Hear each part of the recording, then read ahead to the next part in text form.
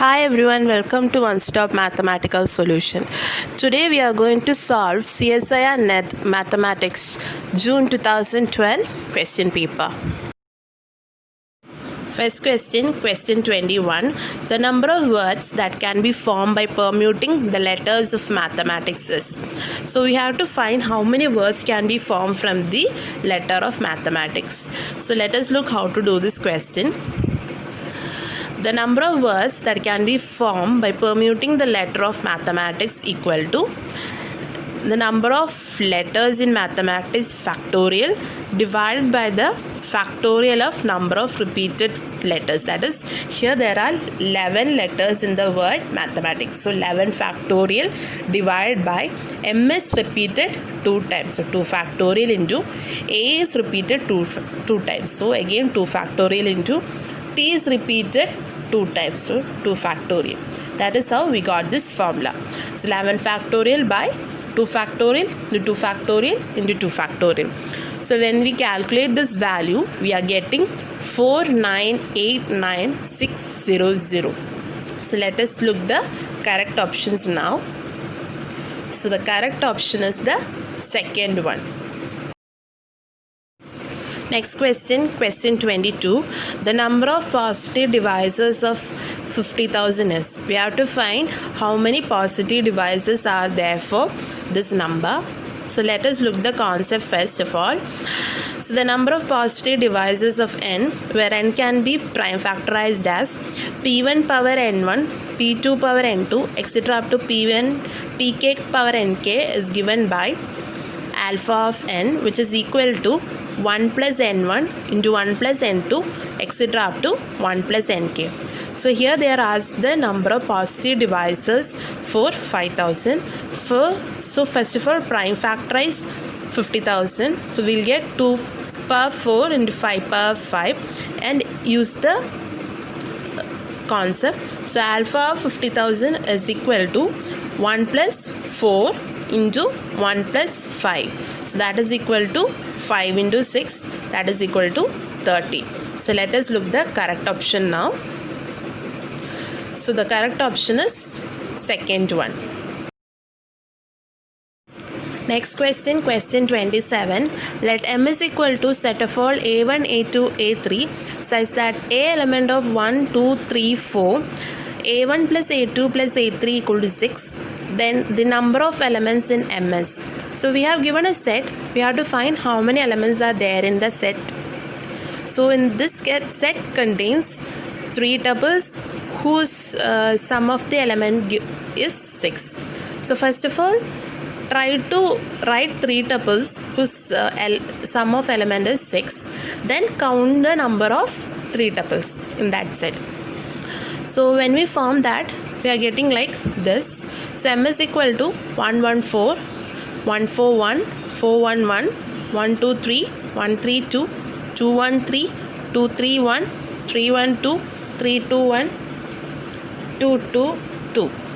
So this set contains 10 3 tuples. So the number of elements in M is given by cardinality of M, that is equal to 10. So let us check the correct option now. So the correct option is third. Next question, question 28. The last digit of 38 power 1031 is. We have to find its last digit. So first of all, let us look into the concept. To find the unit digit of 2 power n, we have to divide n by 4 first of all, then find the remainder for that. If the remainder obtained is 1, unit digit will be 2. If the remainder obtained is 2, unit digit is 4. If the remainder obtained is 3, unit digit is 8. If the remainder obtained is 0, the unit digit is 6. Similarly, to find the unit digit of 19 power n, we have to divide first of all n by 2, then find the remainder for this. So if the remainder obtained is 1, unit digit is 9. If the remainder obtained is 0, the unit digit is 1. So now let us move on to the question now. So we have to find 38 power 1031. So first of all, I am prime factorizing 38. So we will get 38 it is equal to 2 into 19. Therefore 38 power 1031 is equal to 2 into 19 power 1031, that is equal to 2 power 1031 into 19 power 1031. So find the unit digit for this 2 power 1031 and 19 power 1031. Then multiply both the unit digits, then we will get the unit digit for 38 power 1031. So to find the unit digit of 2 power 1031, we have to divide 1031 by 4 and find its remainder. So the remainder obtained is 3. So corresponding to 3, we are getting the unit digit as 8. Similarly, find for 19 power 1031. So 1031 is divided by 2 and the remainder obtained is 1. So corresponding to 1, we are getting the unit digit 9. So multiply both these numbers. So therefore the last digit is 8 into 9. So we are getting 72. So the last digit is 2. So now let us check the correct option now. So the correct option is 2. Next question, question 38. Consider the group G is equal to Q by Z, where Q and Z are groups of rational and integers respectively. Let n be a positive integer. Then is there a cyclic subgroup of order n? So we have given a quotient group and n to be a positive integer. Then we have to check whether it has a cyclic group of order n. So let us look how to do this question now. So G is equal to Q by Z. So it is a quotient group and its element can be written as set of all K by Z, where K is a rational number. So now I am defining a set H is equal to set of all n plus Z such that n element of Z positive. So obviously H is a subgroup of G and it is also a cyclic group generated by n. But we see that it is not a unique one. Take an example and check it for that. I have not given that. You have to check it for yourself. So now let us look the correct option now. So the correct option is the third one. Next question 36. Let F be a field of 8 elements and A is equal to set of all x power f such that x power 7 is equal to 1 and x power k not equal to 1 for all natural numbers k less than 7, then the number of elements in A is. So we have given a field and set A is defined. We have to find the cardinality of A, that is the number of elements in A. So first of all we look into the concept. Set of all x in F such that x power n is equal to 1 and x power k not equal to 1 for all natural numbers k less than n is a set of all primitive nth roots of unity. So the cardinality of this set is equal to the number of primitive nth roots of unity. So we know that the primitive nth roots of unity's cardinality is found by using the Euler function, which is given by phi of n. Therefore, the cardinality of this set is equal to phi of n. So here in this question we have to find the cardinality of A, and A is nothing but the set of primitive 7th roots of unity. So the cardinality of A is equal to phi of 7. We know for a prime number P, phi of P is given by P minus 1. Therefore, phi of 7 is equal to 7 minus 1, which is equal to 6. So let us check the correct option now. So the correct option is the fourth one. Next question 39. Let f of x equal to x cube plus x square plus 1 and g of x equal to x square plus x plus 2, then over Z3. We have given two polynomials. We have to check its irreducibility property over Z3. First of all, we look into the concept. F is a field and f of x, element of f of x, is polynomial of degree 2 or 3, then f of x is irreducible over f if and only if f doesn't have a 0 over f. So first of all, we'll check whether Z3 is a field. Z3 is a field because we know ZP is a field for P prime number. So here 3 is a prime number, so Z3 is a field. So Z3 has elements 0, 1, 2. So we are checking f of x is irreducible over Z3. For that, f should not have a 0 over Z3. That is, if we replace x by any of this number, it shouldn't be equal to 0. So we are checking for that. So f of 0, we are getting like 1. So it is non-zero. F of 1 is 4. Over Z3 it is 1. F of 2 is 17. Over Z3 it is 2. For all of these number, we are getting non-zero number. So f of x doesn't have a 0 over Z3. Therefore, f of x is irreducible. Similarly, check for g of x. For g of x, we see that for g of 2, we are getting 0. So 2 is a 0 for g of x. Therefore, g of x is reducible. So let us look into the correct option now. So we got f of x as irreducible and g of x as reducible. So option 2 is correct. Next question 40. The number of non-trivial homomorphism from Z12 to Z28 is. So we have to find how many non-trivial homomorphism can be defined from Z12 to Z28. This can be solved using the simple formula. So the formula is the number of non-trivial homomorphism from Zm to Zn is found by the formula GCD of Mn. So here they are asked about the number of non-trivial homomorphisms from Z12 to Z28. Just find the GCD of 12 and 28. So we will be getting it as 4. So now let us look into the correct option. So the correct option is like third one. From this question onwards, we are looking into the part 3 question. So it has more than one options correct. First question, question 85. Let R is equal to Q of x by I, where I is the ideal generated by 1 plus x square. Let Y be the coset of x in R, then. So we have given a quotient ring. We have to find which of the following options is satisfied by that ring. So here I will be showing the second option and the last option.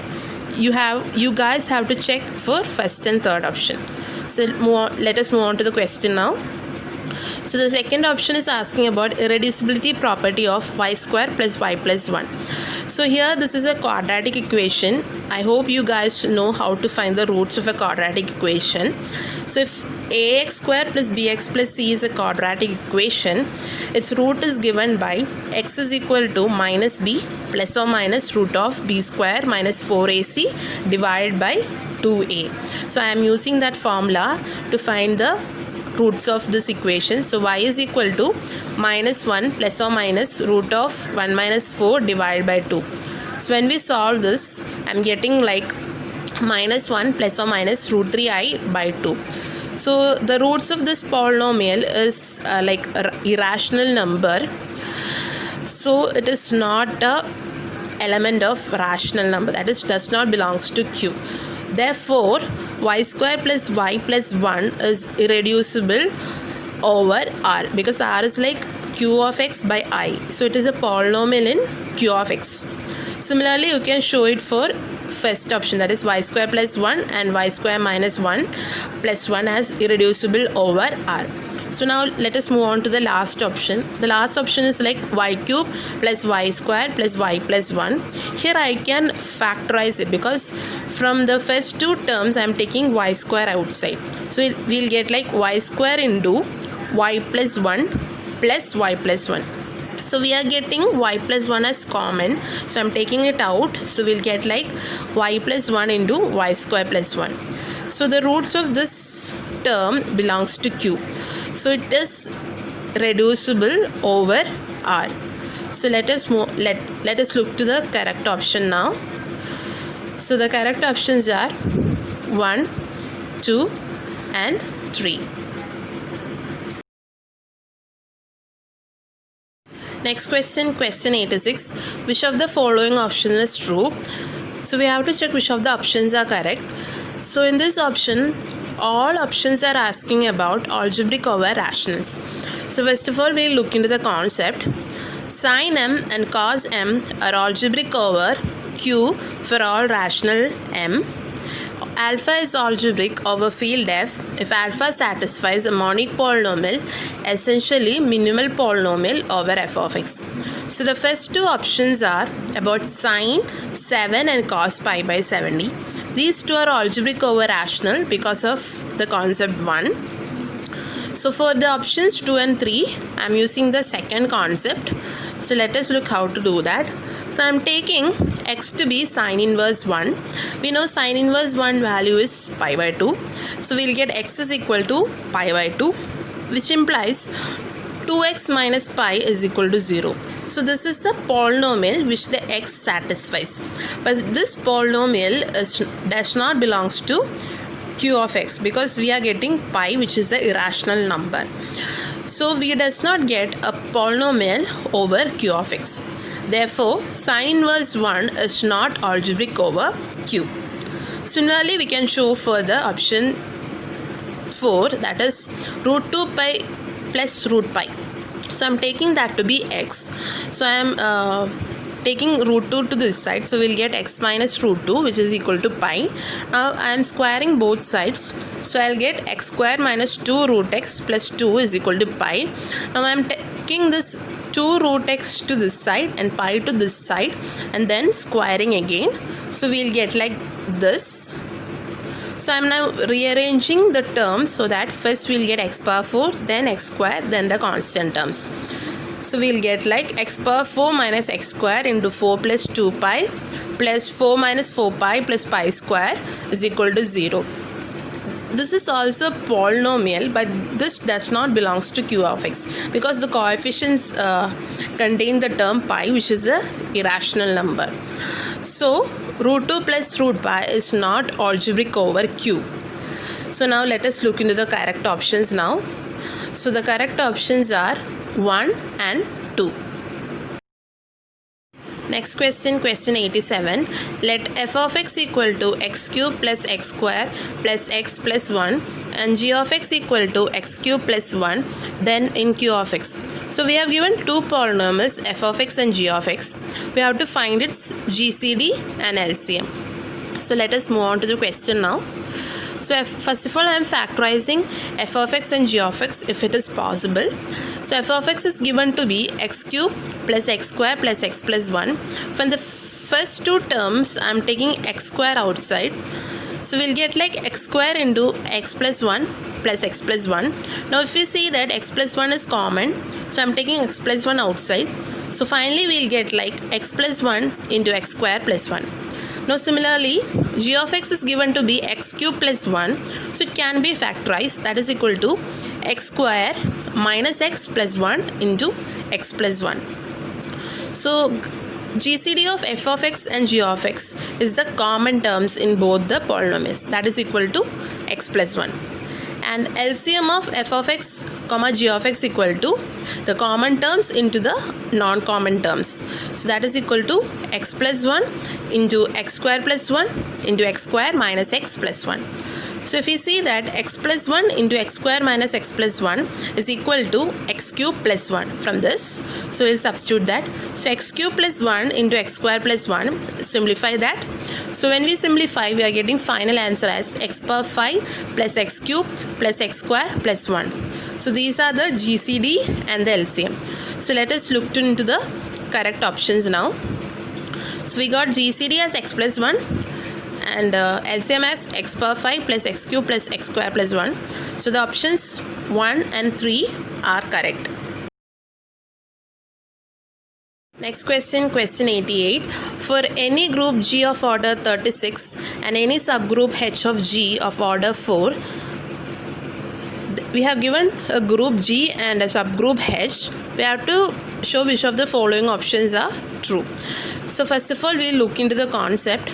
So if order of G can be written as 2 into n, where n is any natural number, then G is isomorphic to Dn. This is a dihedral group of order n, 2n. And order of center of Zn is equal to 1 if n is odd. and order of Z of Dn is equal to 2 for n is even.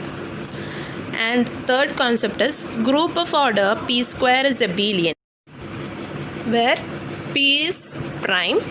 If G is a finite group and p power n divides order of G, but p power n plus 1 does not divide order of G, then G has a p-Sylow subgroup of order p power n.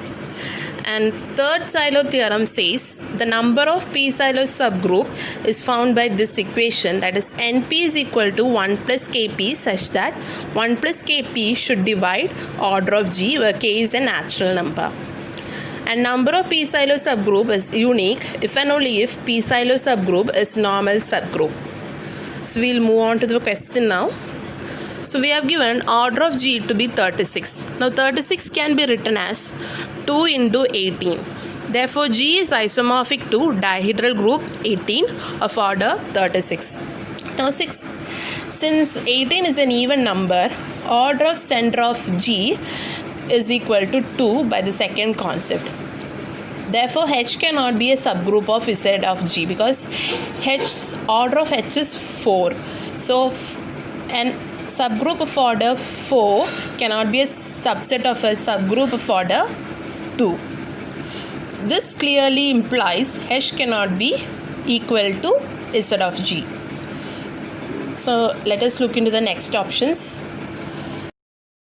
So we have order of H is equal to 4. It can be written as 2 square, where 2 is a prime number.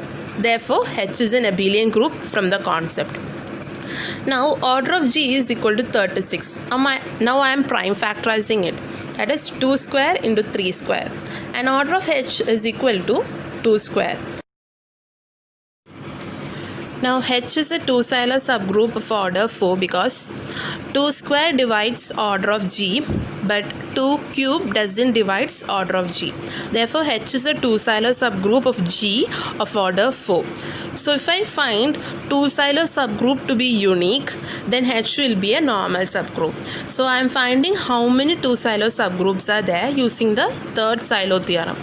So using that, number of 2-Sylow subgroup N2 is equal to 1 plus 2k, and 1 plus 2k should divide order of G. Here order of G is 36. This is possible for k is equal to 0, 1, 4, etc. So we see that k is not unique. So 2-Sylow subgroup is not normal because we are not getting a unique 2-Sylow subgroup. Therefore H is not a normal subgroup. So now let us look into the correct options. So the correct options are the last one, that is H is the abelian group.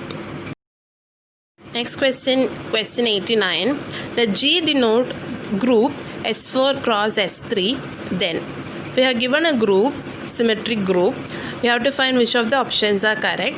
So let us look into the concept first of all. So if G is a finite group, if p power n divides order of G and p power n plus 1 doesn't divide order of G, then G has a p-Sylow subgroup of order p power n. And third Sylow theorem says the number of p-Sylow subgroup is found using this formula. N power p is equal to 1 plus kp, where 1 plus kp should divide order of G. And if number of p-Sylow subgroup is unique, if and only if p-Sylow subgroups is normal subgroup. So let us look how to do this question now. So G is given to be S4 cross S3. So first of all I am finding its order. So order of G is equal to cardinality of S4 cross S3, which is equal to cardinality of S4 cross cardinality of S3. We know the cardinality of Sn is equal to n factorial. So therefore this is equal to 4 factorial into 3 factorial. So after this I am just prime factorizing the value 288. So we'll get like 2 power 5 into 3 square. So I am finding whether a 2-Sylow subgroup of G is normal. So first of all I am finding how many 2-Sylow subgroups are there for G. So I am using the third Sylow theorem. So N2 is equal to 1 plus 2k such that 1 plus 2k should divide 288. This is possible for k is equal to 0, 1, etc. values. So we see that k is not a unique value. So 2-Sylow subgroup of G is not normal. Similarly, we can show that 3-silo subgroup of G is not normal by using this concept. So now I am showing whether G has a normal subgroup of order 72. So first of all, I am prime factorizing 72. So I am getting like 2 cube into 3 square. So we see that 2 cube into 3 square divides the order of G, but 2 power 4 into 3 cube, that is p power n plus 1, does not divide order of G. Therefore, G has 72 silo subgroup of order 72 using the first concept. Therefore, now I am finding whether 72 silo subgroups are unique. If it is unique, then it will be normal.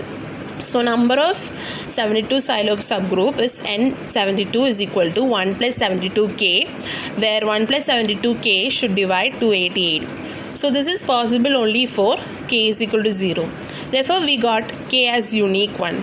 Therefore, 72 silo subgroup of G is normal.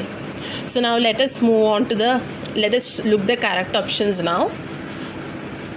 So the correct option is fourth one. Since fourth one is correct, the third option is also correct because 72 silo subgroup is a normal subgroup. Therefore, G has a non-trivial normal subgroup. So third option and fourth option are correct.